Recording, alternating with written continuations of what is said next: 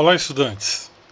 Na primeira parte da aula de escolas econômicas, nós trabalhamos até chegar aqui na linha do tempo das 4 escolas que vamos trabalhar na disciplina.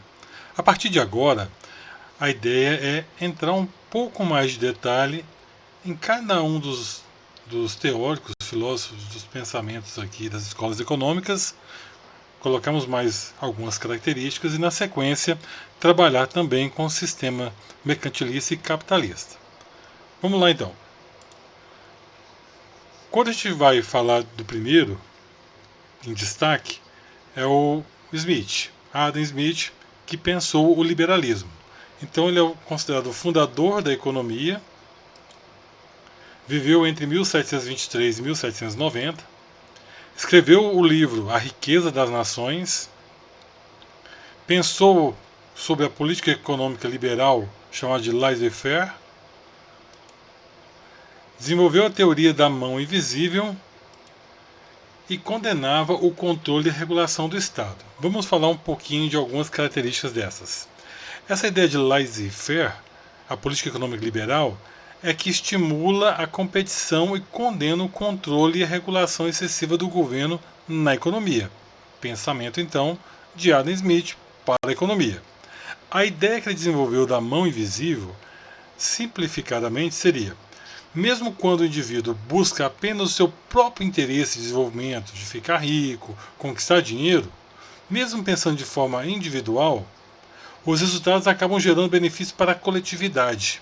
A mão invisível quer dizer que vai haver um ajuste, mesmo cada um pensando em si, vai vir uma mão invisível na economia, segundo o pensamento de Adam Smith, e vai fazer um ajuste de benefício de forma automática para todos de maneira coletiva. A ideia do livre funcionamento do mercado, também de Adam Smith, é que ele é livre a livre concorrência. Livre funcionamento do mercado sem intervenção do Estado. Quer dizer, no pensamento dele, o Estado não tem que intervir na economia de modo algum. O próprio mercado vai se regular, podendo reduzir a alta de preços que acontecer em um certo momento, depois fica regulado. Agora, quando a gente passa para o pensamento Karl Marx, marxismo, já vem a ideia do socialismo.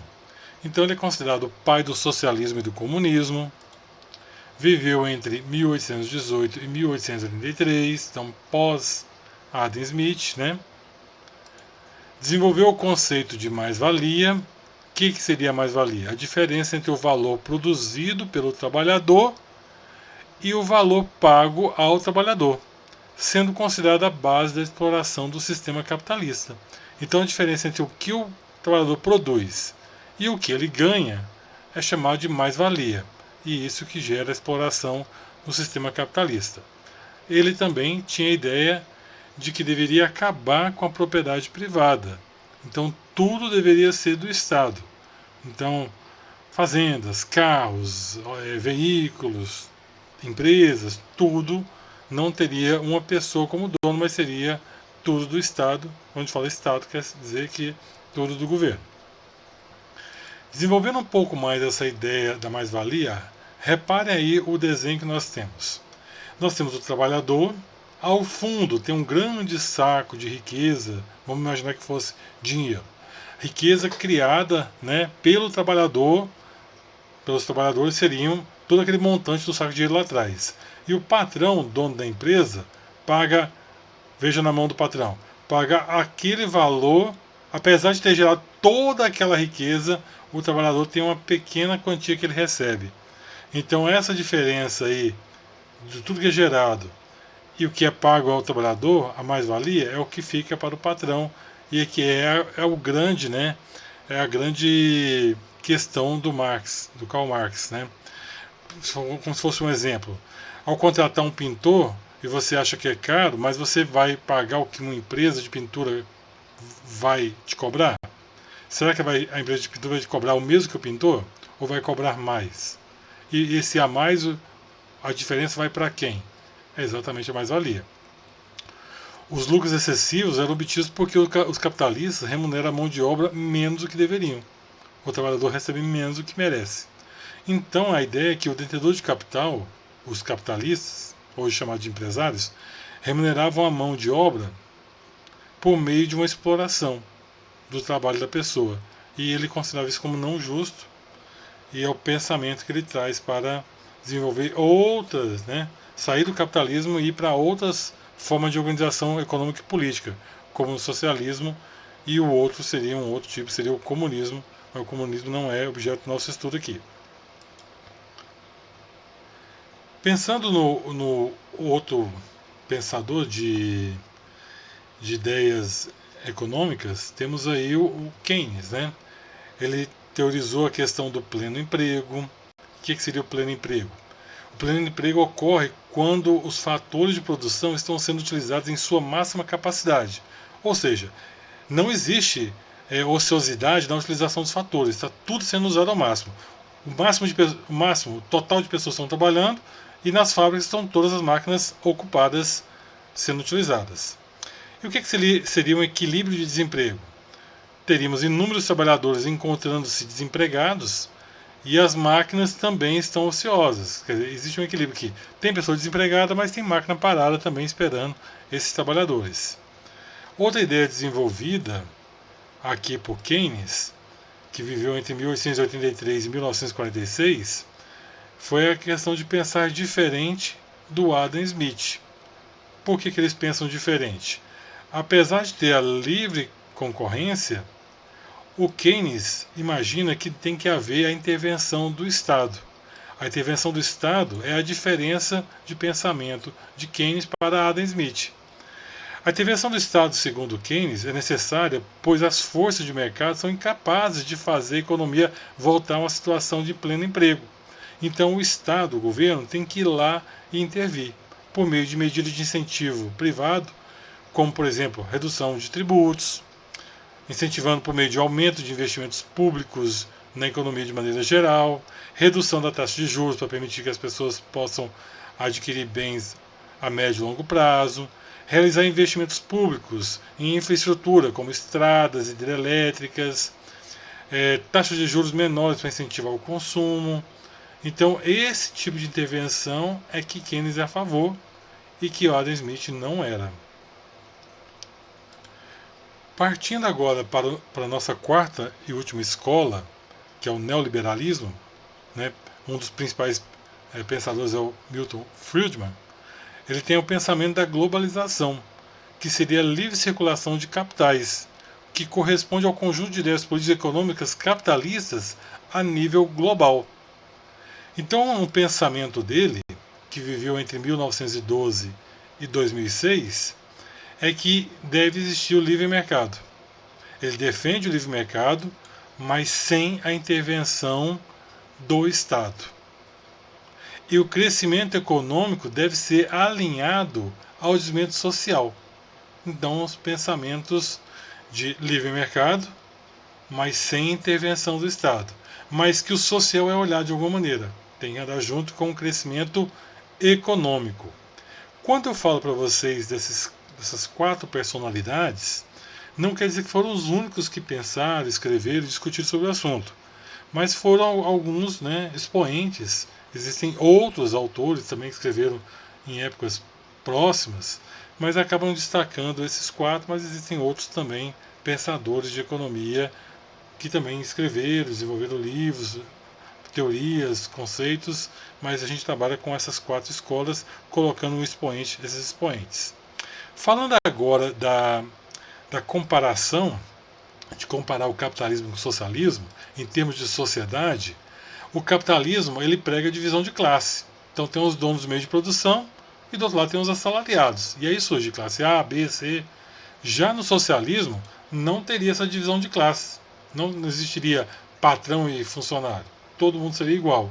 O que existiria é uma divisão entre todo mundo e mais os altos funcionários do governo, que, a meu ver particular, também é uma certa divisão de classe, né? Mas dizem que não tinha essa divisão de classe no pensamento socialista. Na economia, quando a gente mostra a diferença, o capitalismo é uma economia de mercado comandada por empresas particulares. As pessoas podem ser donas das empresas. Já no socialismo, que é uma economia planificada, plana, centralizada no governo, as empresas são do governo e as pessoas não são donos de empresas. Em termos de propriedade, o capitalismo dá ênfase à propriedade privada dos meios de produção. As pessoas são donas de suas casas, lotes, equipamentos, empresas. Então a ideia é que você trabalhe e adquire isso e isso é seu. No socialismo, tudo é propriedade de todo mundo, mas que fica a encargo do governo. Então o governo é que administra tudo. Agora vamos passar então para trabalhar com o sistema mercantilista e capitalista. Trabalhando inicialmente com o mercantilismo.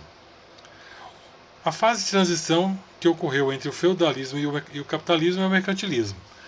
O momento anterior ao mercantilismo era chamado de feudalismo. Vocês se lembram de estudar isso em história, né? O feudalismo foi a forma de organização social e econômica instituída na Europa entre os séculos V e XV.